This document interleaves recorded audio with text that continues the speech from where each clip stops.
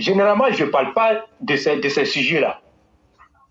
Mais hier, vu que j'étais fatigué et que ma voix avait commencé à me faire mal, la gorge, donc j'ai dû laisser ce sujet-là.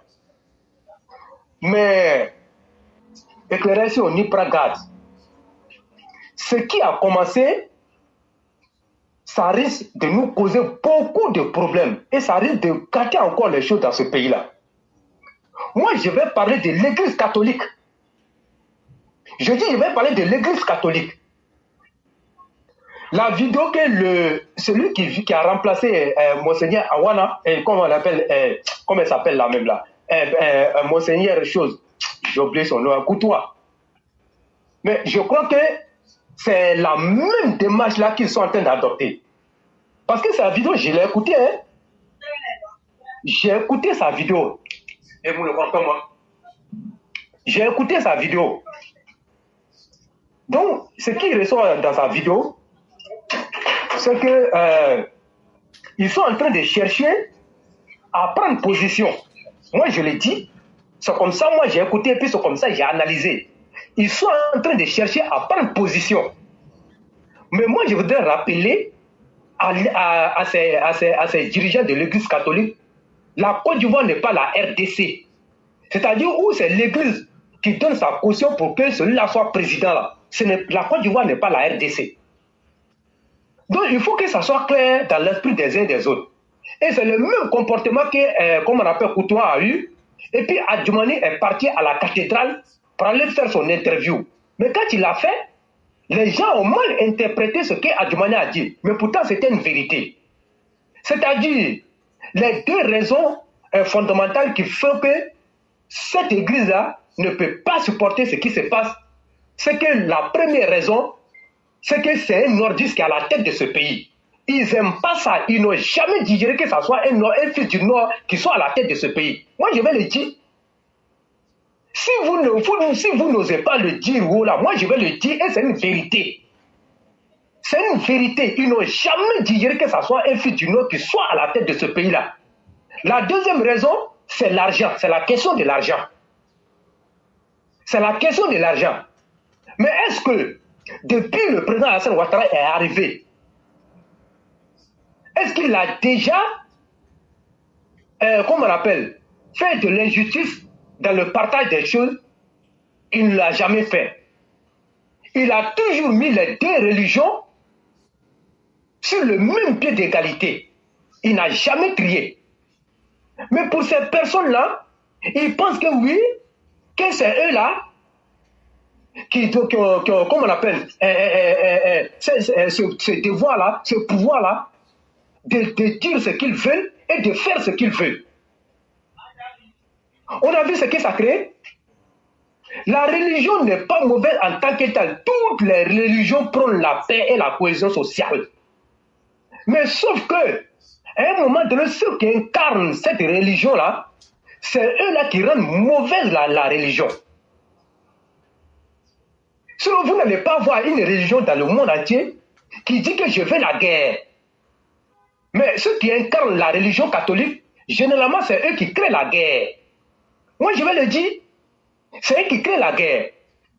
C'est cette même religion qui a failli nous créer la guerre ici en Côte d'Ivoire. Et même en 2010, quand Laurent Gbagbo a tout essayé et que ça n'a pas marché, il a voulu utiliser l'église catholique pour faire son combat. Mais il a utilisé l'église catholique. Mais pourquoi ça n'a pas marché? C'est parce que les musulmans ne se sont pas inscrits dans cette logique-là. Si les musulmans s'étaient inscrits dans cette logique-là, mais ce serait une guerre religieuse en Côte d'Ivoire. Mais les catholiques ont joué le jeu de Laurent Gbagbo. Mais contrairement aux musulmans, qui, dans chaque mosquée, tous les vendredis, qui prêchaient, qui disaient, comme on appelle, les guides religieux, les imams, disaient aux fidèles musulmans, ne cédez pas à la provocation, n'insultez pas les chrétiens, nous sommes tous des enfants de Dieu. Ces prêches-là, on a vu ça dans les mosquées, mais pendant que l'église même cherchait, en tout cas, à aider Laurent Gbagbo à tuer les gens ici. Et à l'époque, là, vous allez voir, Et partout où il n'y avait même pas d'église, les gens vont aller faire semblant pour créer une église là-bas. Ça a été fait ici, à côté des mosquées. Mais ça, c'était un plan. Mais pourquoi aujourd'hui, nous sommes en période électorale, nous sommes en 2025, à quelques mois de, comment on appelle, des élections, lui, il sort avec une vidéo comme ça.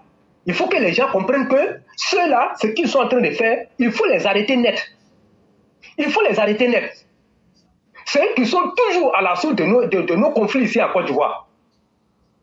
Quand ça ne va pas entre les politiques, c'est l'église catholique qu'ils utilisent pour faire leur combat. On vient, on leur donne l'argent. Mais si c'est comme ça, vous pensez que le président va quitter le pouvoir, vous avez tiré à terre. Il ne quittera pas le pouvoir comme ça. Et celui qui vient d'arriver, il n'a qu'à faire très attention. De toute façon, comme Couto est parti, c'est comme ça, il sera révoqué de ses fonctions. On t'a mis ici, ce n'est pas pour faire de la politique. Tu cherches quoi dans cette affaire de politique? Si tu ne peux pas prôner la paix, il faut laisser les gens tranquilles. Mais c'est dans quelle mosquée? Moi, je le dis en toute honnêteté, ce n'est pas parce que je suis musulman que moi je le dis. C'est dans quelle mosquée vous êtes parti une fois et vous avez vu l'imam en train de dire à ces fidèles-là, voilà ça. Mais on a vu des églises ici où ils se sont constitués en dépôt d'armes. Moi, je le dis, c'est mon sentiment. Il ne faut pas que quelqu'un va dire, nous sommes en train de... Non, c'est la vérité. Parce qu'on est en 2025. Si on ne dit pas ça, vous allez voir ce qui va se passer. Ils ont commencé, la vidéo, je l'ai téléchargée et puis on a envoyé ça. Ils ont commencé, mais il faut que ça s'arrête. Ce n'est pas son rôle.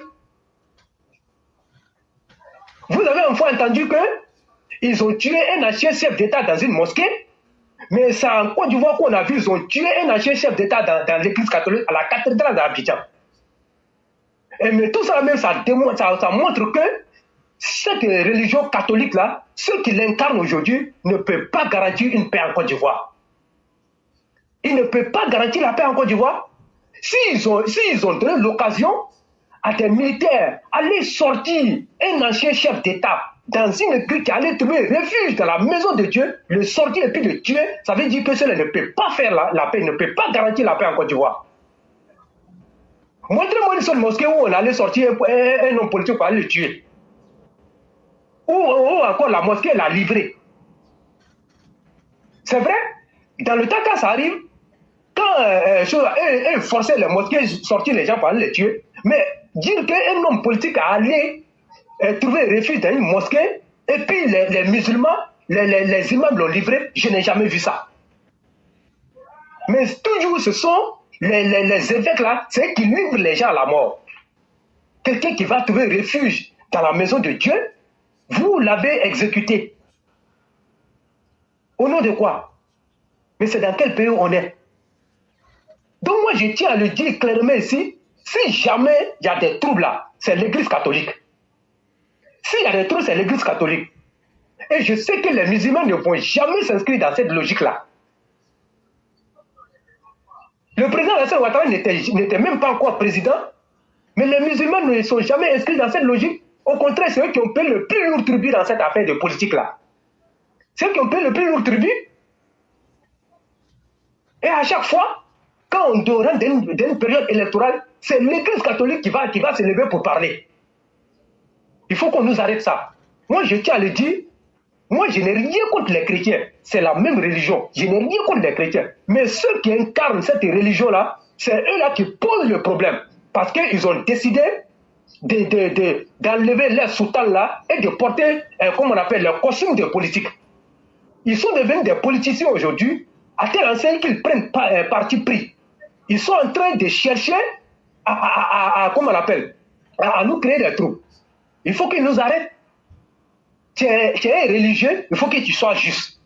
Et quand vous les écoutez, vous avez l'impression qu'ils sont dans la manipulation. Moi, je continue pour dire que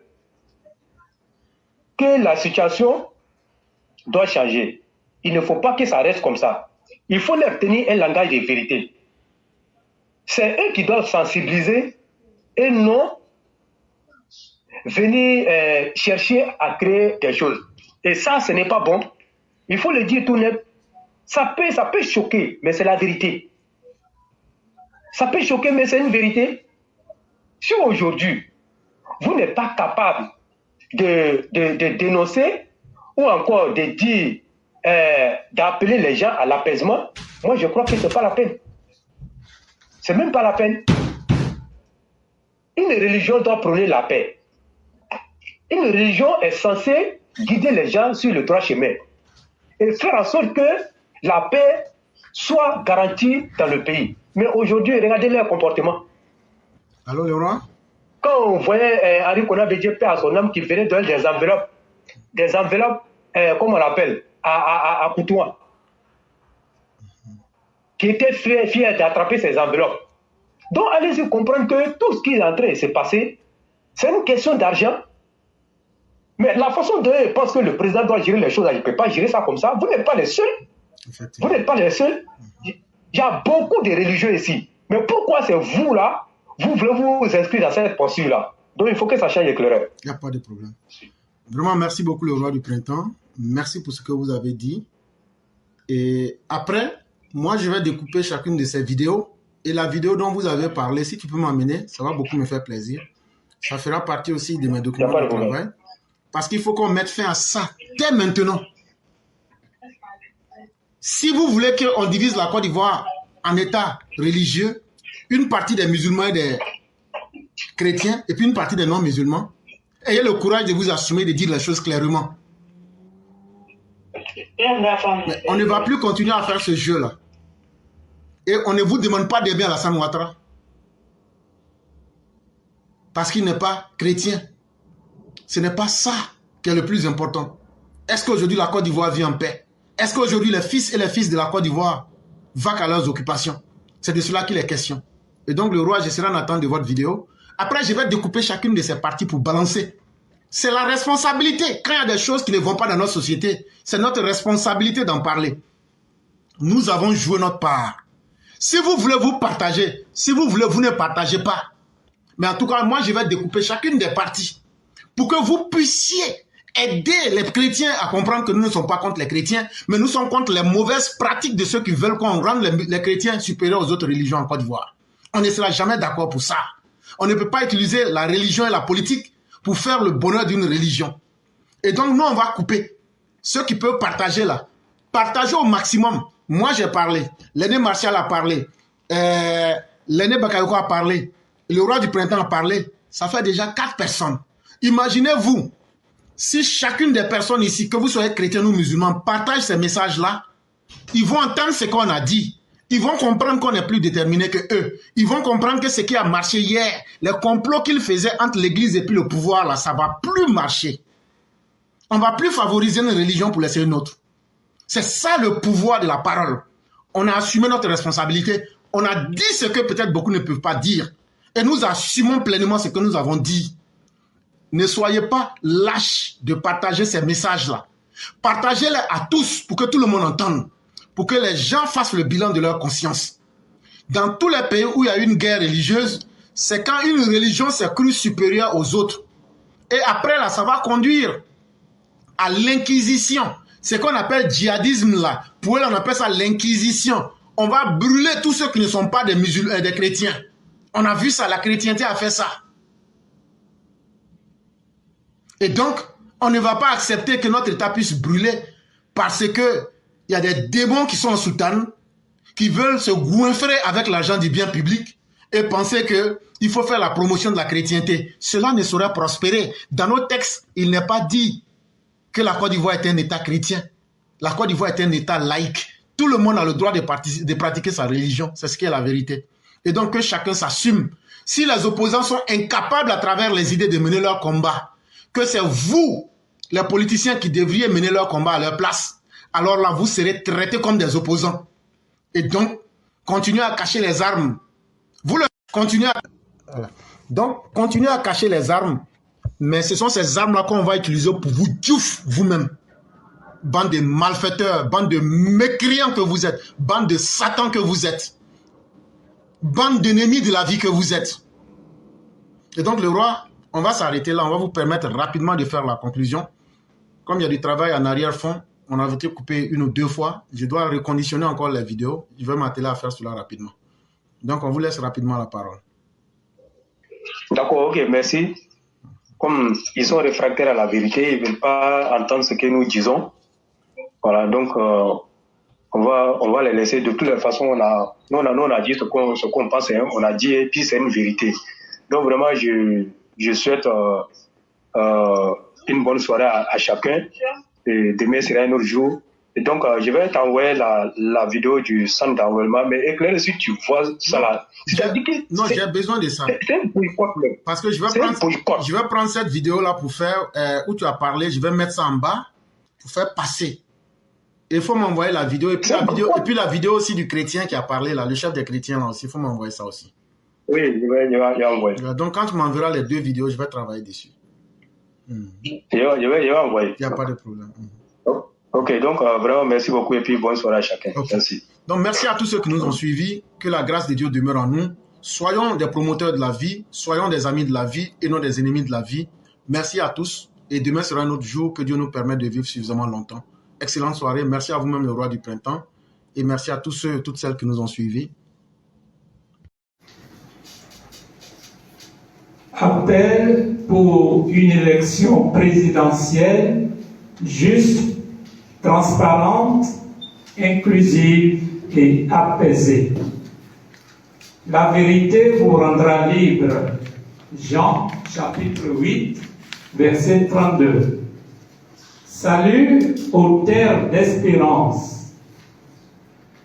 Peuple de Côte d'Ivoire, en cette année jubilaire de l'espérance décrétée par le pape François, nous, archevêques et évêques de Côte d'Ivoire, soucieux de prolonger les réflexions entamées lors des précédentes assemblées plénières et tenant compte des enjeux que représente l'élection présidentielle d'octobre 2025 pour notre pays, en cette période de jeûne et de pénitence pour les musulmans et les chrétiens, vous adressons ce message pour une élection présidentielle juste, transparente, inclusive et apaisée. Bref, rappel historique et état des lieux.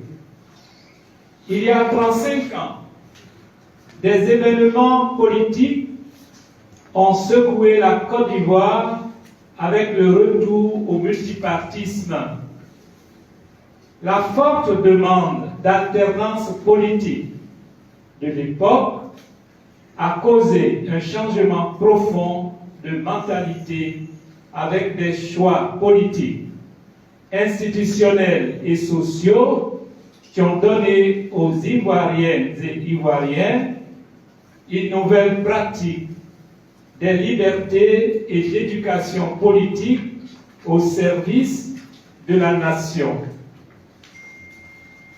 Le chemin parcouru de façon globale n'a pas consisté en un triomphe individuel, mais en celui de la nation entière. 35 années de pratiques politiques ponctuées de dialogue pour la sauvegarde du bien commun et la recherche d'un état de droit. Malheureusement, ces dernières décennies ont été centrées sur une politique taillée sur mesure et au profit d'intérêts partisans.